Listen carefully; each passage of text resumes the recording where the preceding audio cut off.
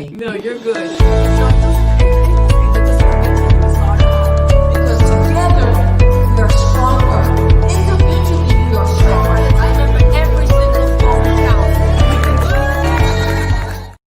count. No, you're good. Hello, my friends. Welcome to On Point with Rachel Turgeman. I'm so glad that you joined us tonight. We have a great show lined up for you. It's on domestic violence. But before we begin, please join me in a moment of silence for George Floyd.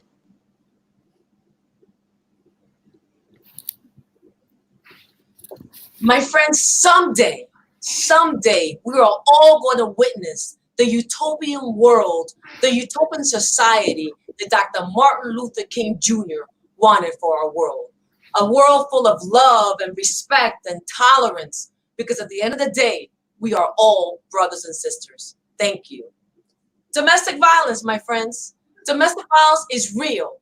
It does not discriminate. It doesn't matter your ethnicity, your race, your sexual orientation, or your gender identity, or your socioeconomic status, or your national origin. It doesn't matter. It does not discriminate. It can happen to anyone. It can even happen to you. According to the National Coalition Against Domestic Violence, 1 in 4 women and 1 in 7 men have been victims of domestic violence, and they have been severely hurt through physical violence. That is not good. To make matters even worse, half of the women in the United States and half of the men in the United States have also been exposed through their intimate partner with severe, aggressive psychological trauma, and that is not good. Joining us tonight is somebody very, very important, Dr. Francesco Dubelli.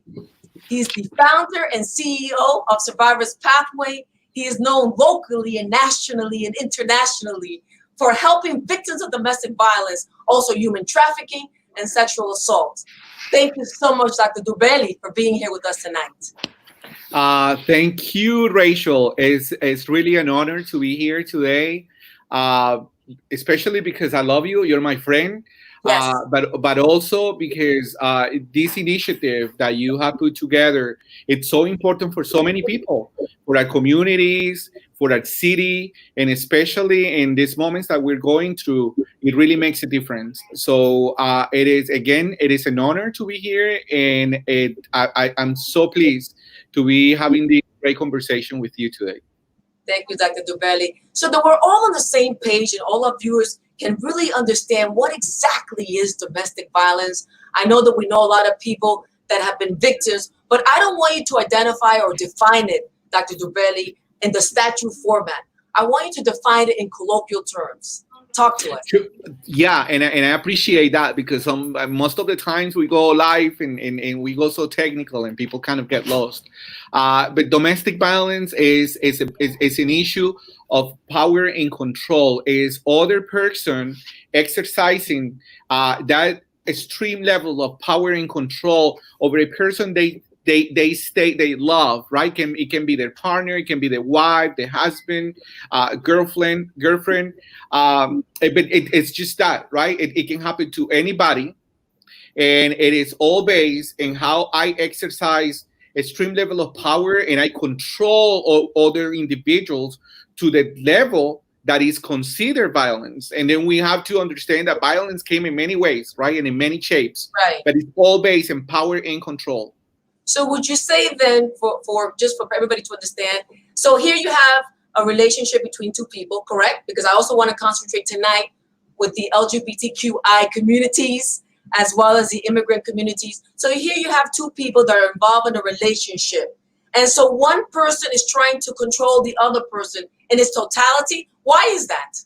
What's the psychology around that? Because you're a clinical psychologist. Yeah, there's many factors, and we can address it from the cultural perspective of this, in which, for instance, in specific relations, heavily based on this idea of machismo, where the men control the women, but we also understand that from the psychological aspect of it, there are individuals that have so many issues, mental health conditions, that take them to understand relationships over the idea that love is controlling the other one, and that goes deep into their own situations, their mental health issues. Dr. Dorelli, isn't that funny that you said that, is love controlling? It shouldn't be controlling.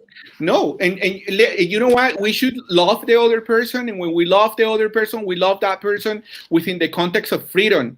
We cannot possess the other.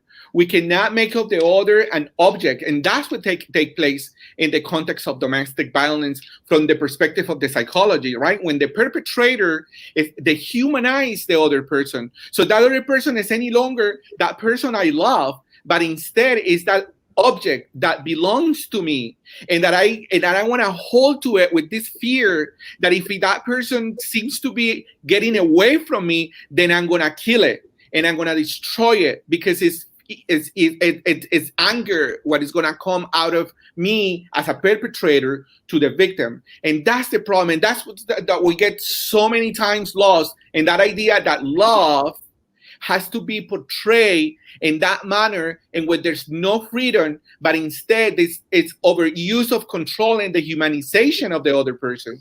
It's such an interesting comment, and I want to add to that, Dr. Dubelli. People say, well, the perpetrator of violence, the abuser, if you will, is out of control. But in reality, when we analyze it, and again, I wanted to mention that you are a clinical psychologist, when we analyze it, that abuser is in total control, because that same abuser gets up every morning, goes to work, and what doesn't he hassle his employer? Because he knows he's in control. Talk about that a little bit. What I'm trying to point out. Totally. What we're seeing is specific patterns, specific behavior patterns that repeats again and again from the perpetrator, from the abuser, in which all the strategies and all the violent behaviors are geared towards controlling the other individual, towards denying any type of freedom, and remove that person from the possibility of loving and acting in a free way. But instead, these people are very strategic in manipulating, brainwashing, and controlling in its totality the person they claim to love.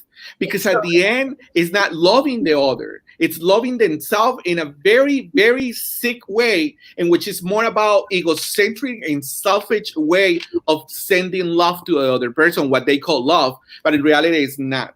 And then you see that, again, the behaviors are very similar. There are an extreme and excessive level of control. I always said to people that this is like a dictatorships. They're dictatorships, right? What analogy?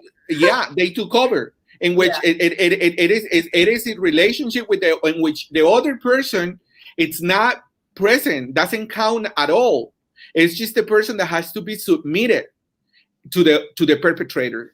It's so sad. I was talking about work earlier, and unfortunately, statistics are showing, and you know this, Dr. Dubele, and all of you should know this, that employers are now starting to complain because they're saying that victims of domestic violence, they don't go to work as often because they're so embarrassed when they have these big bruises in their eyes or bruises on their hands. And so they have to call in sick. So it costs millions and millions of dollars a year because they're absent from their jobs. And then what happens with employers? They start losing productivity.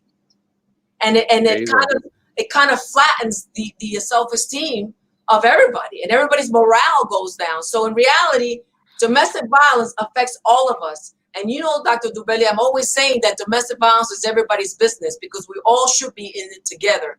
Everybody knows somebody that's a victim of domestic violence. Okay, so let's move on a little bit to the different types of domestic violence. I know there's the physical. Talk about the different types. There's many types, and definitely there is this escalation of levels of violence, right? We talk about different times, but also we have to see it from the perspective that violence, especially in the context of domestic violence, starts from the symbolic way of showing violence, of exercising violence in the other person. Then it moves to the emotional, and it moves to the psychological, and it moves to the physical violence. And at the end, we talk about death. because domestic violence is not just the thing that starts with emotional violence. It increases to the point that the person can be killed. Now we have financial violence, right? We know that many of the people that, especially women, that depend on the perpetrator, they feel that they have to stay with that person because they don't have other choice of surviving by themselves, because these perpetrators have isolated them for Exactly. so many for years and years, to the point that they depend financially, and that's a way of violence. But as I said before, we have emotional violence, psychological violence, symbolic violence, physical Well, violence, sexual violence. let's give our viewers a good understanding of all of this. You know, when I think of the physical violence, which you mentioned now, that it could be, you know, can lead even to your death. And you sit on the fatality review committee of Miami-Dade County government. I want you to tell everybody what that is in a few seconds. But let's talk about the physical violence that can actually lead to somebody's death, which is very serious. Okay, and then let's also talk about the emotional psychology behind this, the emotional abuse. Which one do you think? And let me pose it to you like this, Dr. Dubelli.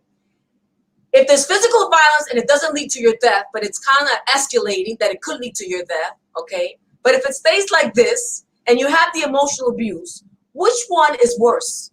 Talk to us. Tell us your thoughts on it. Well, look, we have to understand, and I appreciate your question, because something that we see in a lot is that many victims think that, or consider, or they get misled into thinking that the violence that is being exercised to them, it's always going to be the same violence. What do I mean by that? That if this person tell me every day, you're stupid, that person is going to continue telling me you're stupid for the rest of my life, or during the time that I consider that person is going to act that way. But what we know is that statement of emotional and verbal violence, that you're stupid, is going to escalate to a physical violence, right? And it is attached by a context of psychological violence, right? In which, for instance, many times talking about psychological violence, the person, the victim it's forced to believe that they being punished for something that they have done, and whatever punishment they have to go through they are tweaked to think that they deserve it, and that the perpetrator in most of the cases said, you know what, I love you, but you take me to do this. You made me hit you. You made me scream at you because of your behavior. So this brainwash is part of the psychological abuse. And then from there, let me stop you there for a second. So would you say, is it fair to say, Dr. Dubelli, that the emotional abuse can leave you horrible scars for the rest of your life, and they are just as important as the physical violence that you may encounter? Definitely. Look, relationship? Something that we have seen a lot is that the verbal and emotional abuse and the psychological abuse has this huge impact in the personality of the individual and the emotional being of the individual. If we express it just from the symptomatology and the psychopathology of victims, we've seen a lot of individuals that experience major depressive disorders, depressions that stay for a long period of times, anxiety disorders. That can lead to suicide. That can lead to suicide. Definitely. Remember that a depression that escalates to be a major depressive disorder can lead the person very easy to commit suicide or to develop suicidal ideations. And that can come just out of the emotional, verbal, and psychological violence, right? Now, what we know is that in many cases, I would say in 90% of the cases, emotional and psychological abuse leads to physical abuse, and physical abuse then leads to death. And that's what we need to understand, right? That one thing, it's a pattern, right? That it start with the symbolic violence that I call it, right? Which is that when you met the person, and just to give an example, right? I met a person and I think that person loved me. And I said to that person, I want to play the perpetrator role, right? And I met you and I love you. And then I said, you know what, love? I invite you to have lunch with me or dinner with me today. And then you said, oh, great. He loves me so much. At what time? Right. And I said, I'll pick you up at 7. But guess what? I showed up to your home at 6 or 5:30. And then you said, but love, I told you to pick me at 7. I'm not ready yet. I'm putting myself good. And then I'm going to go. And let me just say this to you, about the victim is about to be the victim. She's saying, oh, wow, he must care for me. He's No, he here. loves me. He can live without me. And the thing is, as a perpetrator, I'm going to tell you, I can live without you. I need you. I want to hear you. I want to see you. You know what? You beautiful like you are like this. Don't stress. Just calm down. Let's go. And guess what? Just by doing that, so I'm violating a very specific part of our limits, right? Your privacy, our boundaries in a relationship. Because if we do an agreement, I have to respect that agreement. If I tell you at 7, I have to respect your space. But people don't see it in that way. It's very symbolic. There's certain kind of space that we have to give one another. Let's take a little break, Dr. Dubelli. I want to recognize our outstanding advertisers. I'd like to begin with the Jose Milton Foundation. Miss Anna Vega Milton, she's a lawyer, she's an engineer, she's the president and CEO of this amazing foundation. Anna, we love you. Thank you for all your altruistic work. Thank you for focusing in education and healthcare and research. Because of you, the quality of life is much better for our residents here in Miami-Dade County. We love you. Jackson Health Foundation is our next advertiser. This is one of the best hospitals in the nation. Definitely the system is one of the biggest in the country. They have cutting edge information, cutting edge technology. Their nurses, their doctors are outstanding. They're stellar. People from all over the world come and visit Jackson Health Foundation, hoping to find cures for their illnesses. Jackson Health Foundation, thank you for advertising On Point with Rachel Turgerman. Mike Mirabal, he's running for Miami-Dade County Judge. Most of you saw him a couple of weeks ago. He was here. He's running for in August 18th, and hopefully he's going to do great. We wish him the best of luck. Thank you so much, Mike Mirabal, Miami-Dade County. You're running for judge. Survivors Pathway, that's you, Dr. Dubelli. Thank you so much for having faith in this program, for being one of our advertisers. Thank you so much for the priceless services that you give to all the victims of domestic violence, regardless of any kind of discrimination. We really thank you for being there for us. We're going to continue talking with you. And of course, we have Attorney Joe Perkins, a proud graduate of Boston University in the Honors College. He's running for Circuit Court Judge. Joe Perkins, thank you so much. Best of luck to you, and we'll be talking to you shortly. Getting back to our conversation, Dr. Dubelli, let's talk a little bit about the power and control wheel. And I think we're going to go over the 30 minutes today, but that's okay. This is a very interesting subject matter. Let's talk about the power and control wheel. What are the signs that our viewers need to know? What are the red flags that our viewers need to recognize in case somebody in their family is going through domestic violence? Talk to us. I would say one of the most important ones to have to take into consideration is isolation. Isolation is a great tool used by perpetrators to exercise extreme levels of violence. What do I mean by isolation? Is when this individual that say to you that he or she loves you, but start taking measures to separate you from people that care about you. So suddenly, that person doesn't like your mother. Your mother is a person that is not welcome at home. Mm-hmm. Suddenly, your friends are not your friends. They're just against you and me in a relationship. And you cannot go to school. You shouldn't go to work. You should stay home. And in a blink of an eye, the victim realizes that there's nobody around her or him. Hmm. And therefore, by creating... Isn't what they're trying to do? I hate to interrupt you, but isn't this what they're trying to do? To isolate you completely? Because the matter of the fact is that they don't want their victim, their partner, to be told by others from the outside, including family, wow, get away from this person because this person is an abuser. Is that right or incorrect, Dr. Dubelli? That's right. And there's two aspects to take into consideration. One thing is when you engage in an abusive relationship, from the psychological perspective, most of the times, the abuser tend to make changes in your personality and your identity to weaken your personality, to weaken your identity, to make you believe that you're worthless, that you're nothing, that without that person, you cannot go nowhere. And by isolating you, that message is becoming a reality. It's that you integrate it in your brain and you make it a reality. So by taking you away from people you love is what you said, Rachel. People you love is going to catch that. It's going to realize that and going to get you another message.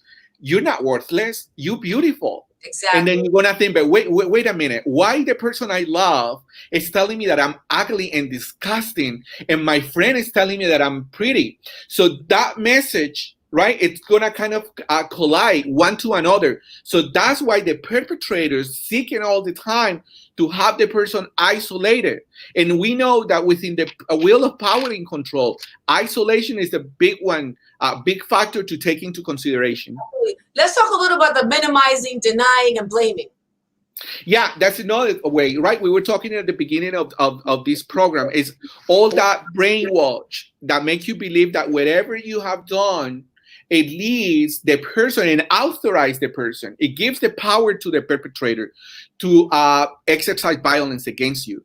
So, Dr. Tuberli, do they try to minimize it? Like, let's suppose you and I are dating, and all of a sudden, you hit me, and I'm crying. I'm giving you a hypothetical case, which I know is not hypothetical because it happens all the time. And I'm crying. I'm saying, look what you did me. Look what you did to me. I'm bleeding. Or look, I need stitches or whatever. And then you will turn around and say to me, oh, I didn't do anything to you. You're making a big deal. Talk to us about that. Yeah, no, it happens a lot. I mean, and remember that after most of the cases, after the perpetrator have physically assaulted the victim, next right to that moment, there's a moment in which the perpetrator sometimes tries to show love, right? And in that context of love is when they minimize it and they say, no, but I love you. It was just because I was angry. Because you made me angry, but in reality, that will be cured, and I can kiss it. That's not love, but that's the way they portray it, right? Exactly. And then minimizing it, right? Like, for instance, when there's a strong verbal abuse and emotional abuse, and then the person said, "But you treat me bad. You make me feel bad. Oh, come on, you're so weak. All the time crying. You're such a weak person." What about the threats, Dr. Tuberli? One of the things, because as you know, I'm also a trainer in domestic violence. And I also got, like, you're certified through the Attorney General's office as well as I am. And, the threats are also very important. Like, if somebody walks into the house, and I want you to elaborate after I give this example. If the abuser walks into the house and, he or she is in the mode of controlling and throws a book on the floor, or comes to the house and the food is on the table and takes the plate and just shoves it, what's the message there? What's the body language there? Look, you were asking at the beginning of the program about the psychological effect of violence, right? And we were talking about depression and trauma and stress, post-traumatic stress. Every time that the perpetrator exercised that type of violence, that is extreme violence, broken plates, broken TVs, throwing things on the wall. How about pets? Is there a correlation between domestic violence? Oh my God, yes. And let me tell you this. If perpetrators that harm or kill pets have higher chances of killing the victim. So this is a big message. If someone in your audience is watching this program and is going through a level of domestic violence in which the perpetrator is killing or harming a pet, that person has to watch out and find the ways to escape from that relationship because it's in danger, high level of danger. One of the factors that leads to high level of lethality is the mistreatment, killing, of abuse of a pet. Not good. It's not good. So for all the pet lovers, and we all are pet lovers, be careful, my friends. Viewers, if you know somebody that's dating somebody and you see they're constantly abusing their pet, watch out and seek help. Horrible. Yeah. One more thing I want to talk about the power control, and I want to move into the LGBTQI communities. Let's talk a little bit about the economic privilege or not privilege. What is it that they try to control the money so much to the point that they can't even go to their bank account? Elaborate on that. Yeah, that's one of the main problems we have. You have extreme levels of economic violence, and as you mentioned, individuals controlling 100% the income or the money of the victim. But we have other type of violence, financial, economic violence, in which the perpetrators seek the means to let the person so vulnerable to the point that the person depend 100% on that perpetrator. And we know in the life and the times that we live, We need money. Every time that you think in moving one place to another, you need money. You need money to pay the rent. You need money to pay your cell phone. Let me tell you this, Dr. Dubelli. From the moment we wake up, my mother always told me, from the moment we wake up, and if we know we're going to step out of that door, we're going to be spending some serious money. Unfortunately. No, put yourself in the shoes of a woman with children that wants to escape but doesn't have one penny to feed the children, to find a place to live, right? That creates that strong level of anxiety and terror, and that the person get really confused. And that's why programs like this are so important, because then we can take the message that we have shelters, right? Domestic violence shelters, that there's organizations that can provide some sort of assistance into moving this person out of the perpetrator. But we have heard a lot. And let me tell you this, because we talk about a lot about individuals, low-income individuals, right? But individuals, middle class and high class, many times, it stays in violent relationships due to the financial aspect of it, right? Because fighting with this person means to get into very expensive battles where they have to pay attorneys, where the quality of life is going to be broken and falling apart. And sometimes, and many times, right? You know what's sad, Dr. Dubelli? It's sad that it's when you and I having this conversation, it sounds like a movie, but in reality, it's not a movie. It's not a movie. Every single day. And you're going to be seeing phone numbers here. I'm going to put out your numbers. That's okay with you, Dr. Dubelli. I'm also going to put out the phone number of Yvonne Mesa, CVAC, Coordinated Victim Assistance Center. These are amazing people. Miami-Dade County, she has shelters, over 12 neighborhood centers, so on and so forth. But before we get to the services, I want to move on to the LGBTQI communities, if it's possible. Dr. Dubelli, what are some of the challenges that you see in this wonderful community when it comes to domestic violence? Give us your thoughts on that.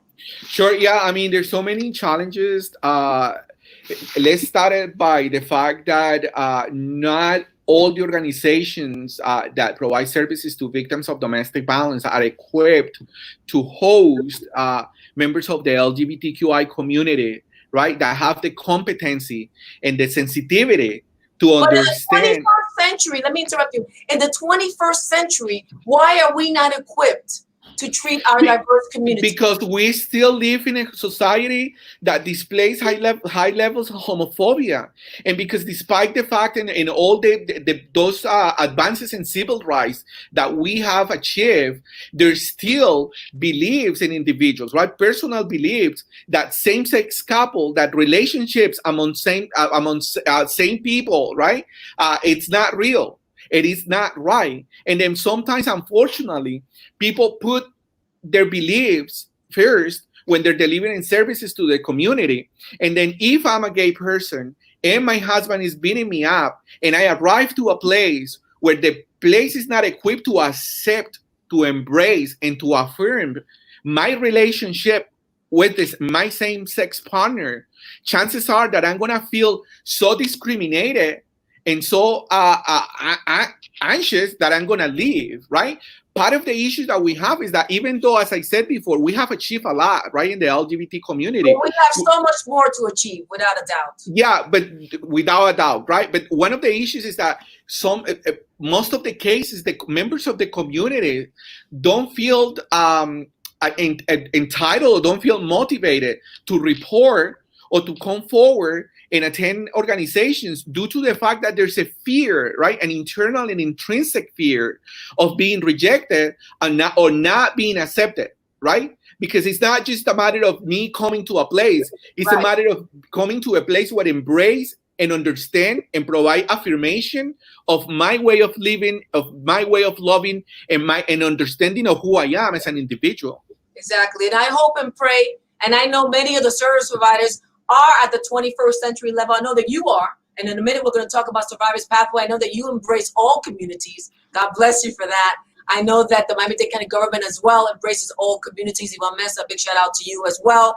I know there's many service providers, but I'm sad to hear that still in the 21st century, we have some service providers that are not up to par.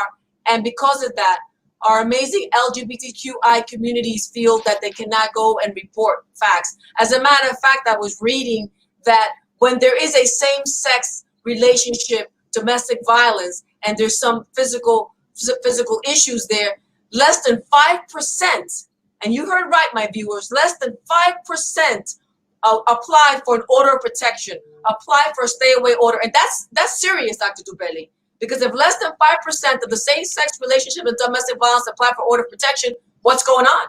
Talk to us. Yeah, no, and that's what I was saying.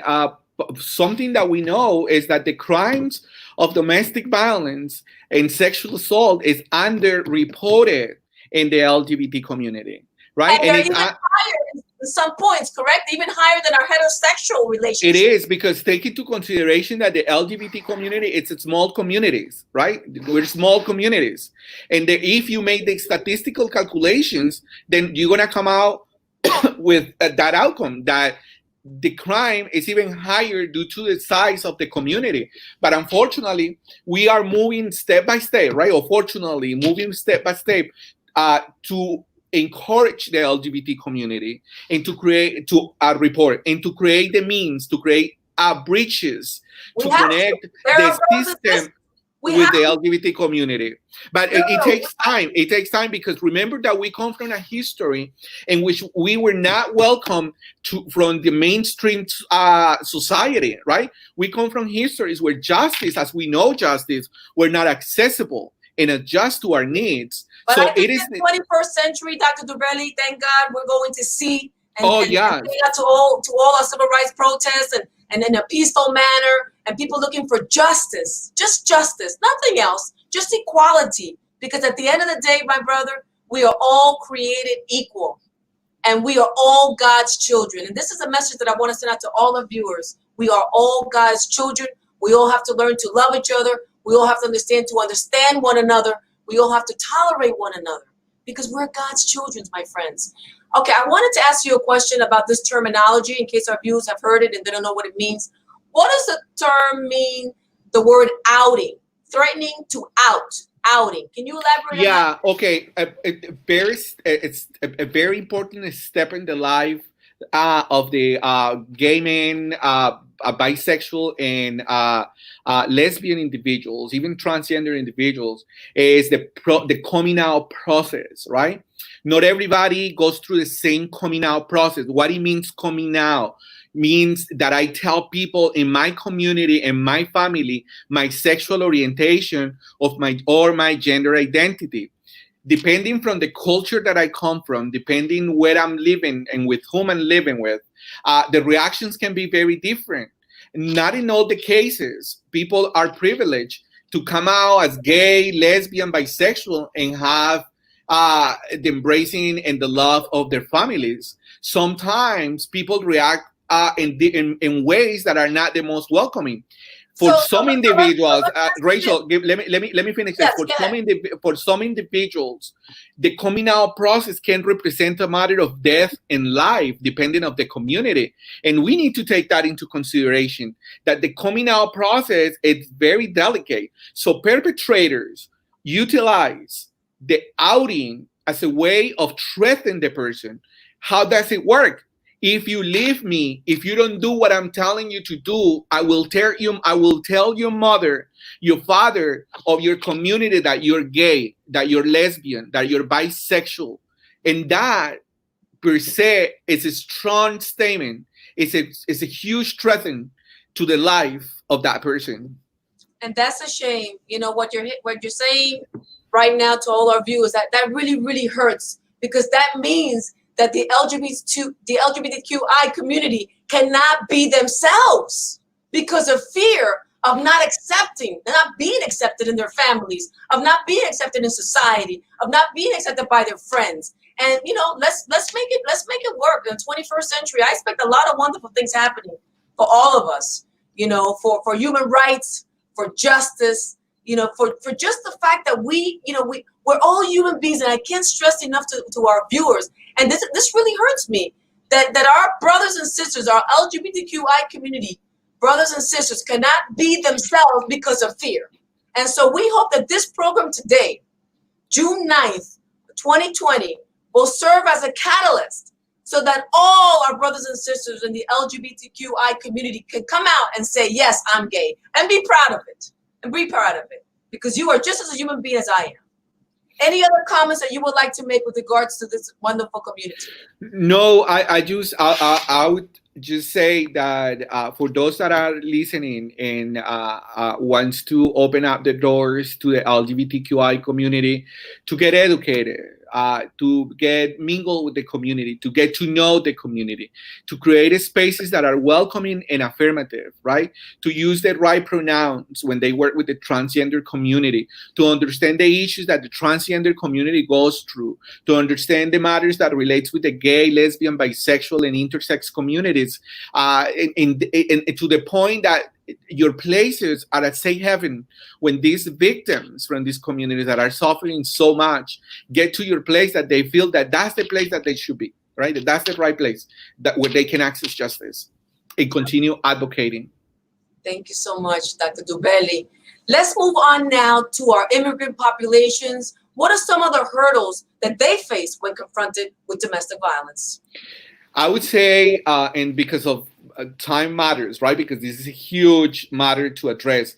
But immigration for immigrants is very delicate, and it is used a lot in many instances to exercise violence, right? That strong fear and the continue threatening from the perpetrator to the victim of, I'm gonna call the police and I'm gonna make you get deported. And if you dare to say something, you will be deported, and your children are going to stay here with me, and you're not going to see your children never again. But just the That's word, devastating. Just that is devastating. but just the word deportation creates a strong fear in individuals.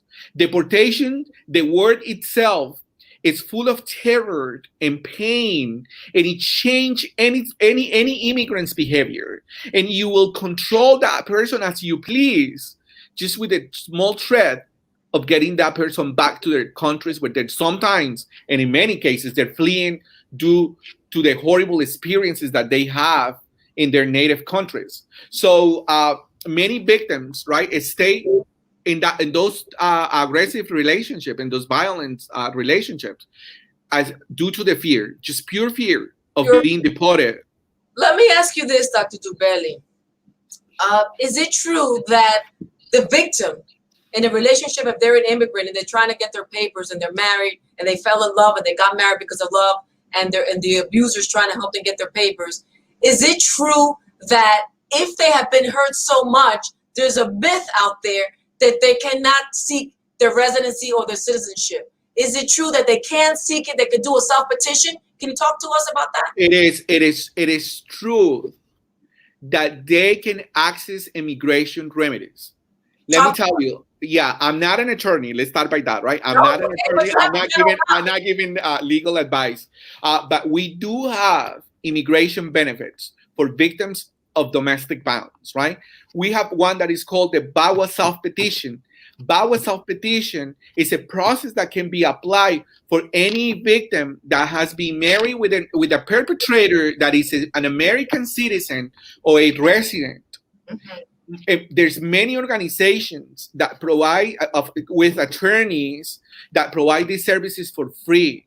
Organizations that assist the person in navigating and processing this benefit, this immigration benefit, so that they can access their residency and then their citizenship. Now, if the person is a victim of a perpetrator that is not a citizen or is not a resident of the United States, then they can apply for something that is called the U visa.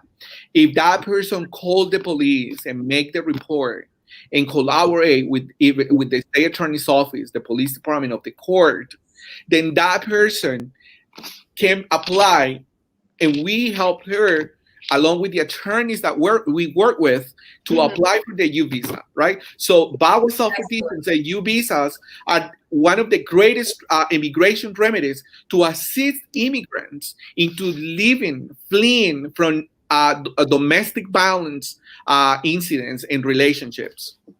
That's amazing. It's good news for all our immigrants out there. You know, if you're in a domestic violence situation, there is help.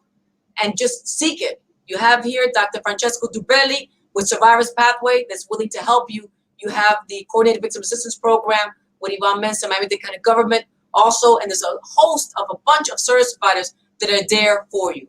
Well, let's move on to you. Let's move on to your agency, Survivors Pathway. You know, you're such a wealth of information.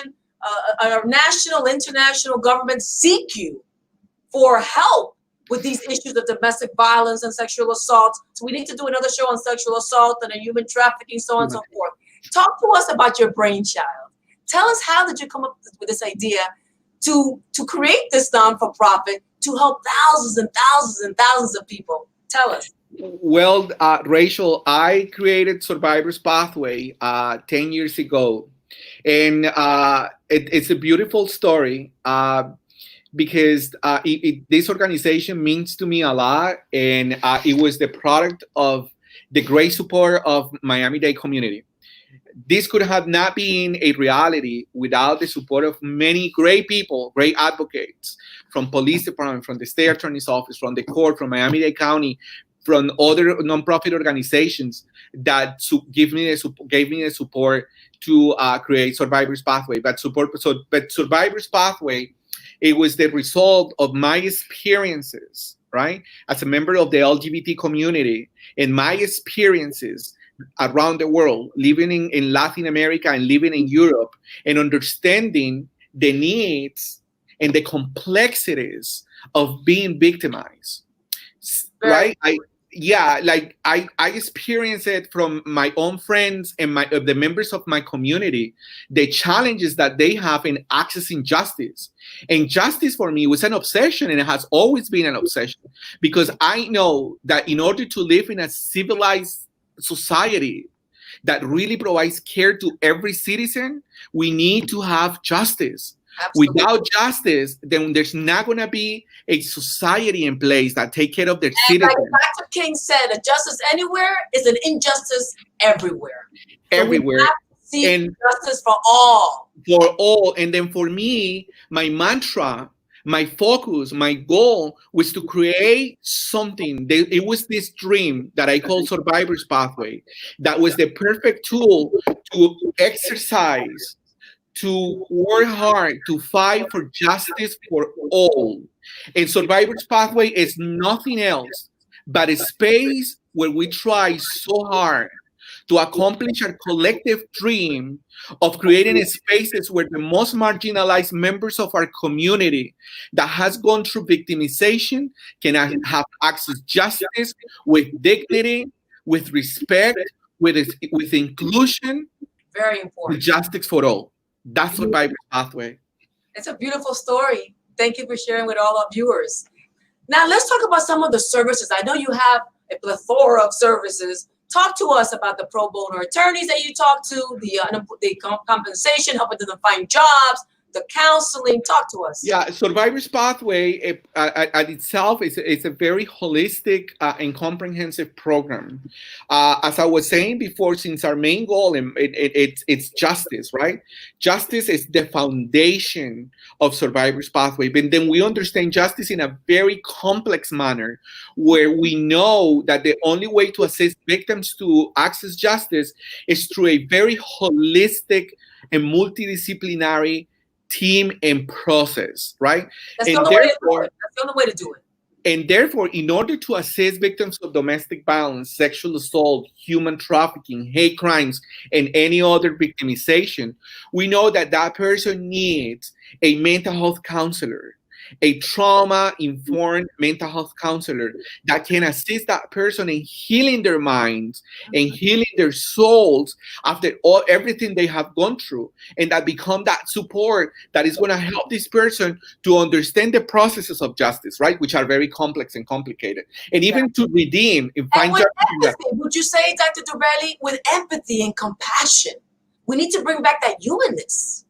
Yes. It's bring back dignity, right? And through trauma-informed, we bring back dignity. Then we have advocacy, right? Trauma-informed advocacy. And then we have this beautiful team of advocates that are from the same communities that we serve, right? Our advocates are advocates from the Latino immigrant community, are advocates from the LGBT community are individuals that in some moment in their life they were victims, and they move from being victims to being survivors, and then they move from being survivors to being leaders, and they express the leadership through the provision of advocacy to other individuals that has been victimized. And that's a program of advocacy. Are those leaders, those individuals that went through the same, but today can tell the story of how they overcome, but not only how they overcome, but how they can fight for others, advocating for them, assisting them to achieve justice. So that's our advocacy department.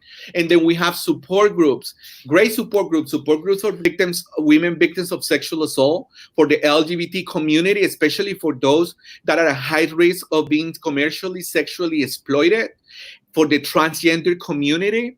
So we have these groups that goes every week, all over the week, right? Providing this type of support where people can gather and talk their experience, along with other advocates and mental health counselors that are always there, supporting them and assisting them in many ways. Then we have our attorneys, right? Our immigration program, which is, I love it, because that shows how rich and how wonderful and beautiful is the Miami-Dade community, because this program is formed out of pro bono attorneys. Beautiful. People that I love. We know we're very lucky to be Miami-Dade County because we have so many services, so many people collaborating, working with one another. You and I know so many community leaders, so many powerhouse leaders, without a doubt. Well, unfortunately, we've already passed our half hour. Our time is really pretty much up. I want to thank you so much, Dr. Francesco Dubelli. I know that you're all sought out from so many different communities, locally, nationally, internationally. Thank you for spending some time with us, with all our viewers, and there's thousands of them watching us. I want to thank you very, very much. Your work is priceless. What you do for our communities is priceless. Is there a last-minute message, Dr. Dubelli, that you would like to leave all our viewers with tonight? First of all, thank you again for this opportunity, and for the viewers to think about the complexities of domestic violence, to think about that we live in a very diverse society, and within that diversity, individuals experience violence and they have their own needs in their particular way, and that it's a responsibility to bring dignity to these people, to humanize this person, to treat them as human as possible, right? To provide the means and the ways and the pathway for each individual to achieve justice. Absolutely. Well, that's beautiful. We're going to invite you again, Dr. Dubelli. We have so much to talk about. Thank you. And to all of our viewers, thank you so much for joining us today. Remember to please subscribe in our YouTube channel, On Point with Rachel Turgerman. Remember, you are not alone. We are all brothers and sisters. We are all created equal, and we care about your safety. We care about your well-being. If you are a victim of domestic violence, or if you know somebody that's a victim of domestic violence, you just heard there's so many services out there. Seek help.